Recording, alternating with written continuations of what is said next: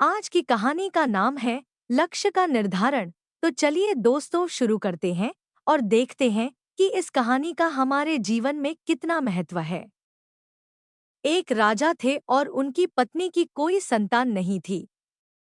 वह बूढ़े हो चुके थे और उन्हें राज्य के लिए एक योग्य उत्तराधिकारी की चिंता सताने लगी थी। योग्य उत्तराधिकारी की खोज के लिए राजा ने पूरे राज्य में ढिंढोरा पिटवाया और एक दिन निर्धारित किया जाएगा और उस दिन शाम को जो मुझसे मिलने आएगा उसे मैं अपने राज्य का एक हिस्सा दूंगा। राजा के इस निर्णय से राज्य के मंत्री ने रोष जताते हुए राजा से कहा, महाराज, आपसे मिलने तो बहुत से लोग आएंगे और यदि सभी को उनका भाग देंगे तो राज्य के टुकड़े टुकड़े हो जाएंगे। ऐसा अव्यावहारिक काम न करें।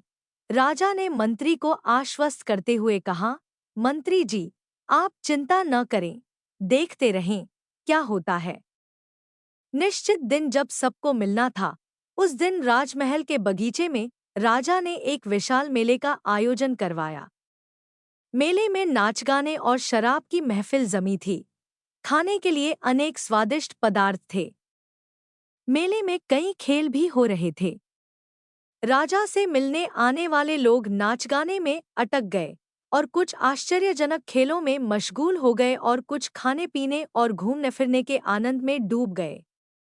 इस तरह समय बीतने लगा। पर इन सभी के बीच एक व्यक्ति ऐसा भी था जिसने किसी चीज की तरफ देखा भी नहीं, क्योंकि उसके मन में निश्चित ध्येय था कि उसे राजा से मिलना ही है। इसलिए वह बगीचा पार करके राजमहल के दरवाजे पर पहुंच गया। पर वहां खुली तलवार लेकर दो चौकीदार खड़े थे। उन्होंने उसे रोका।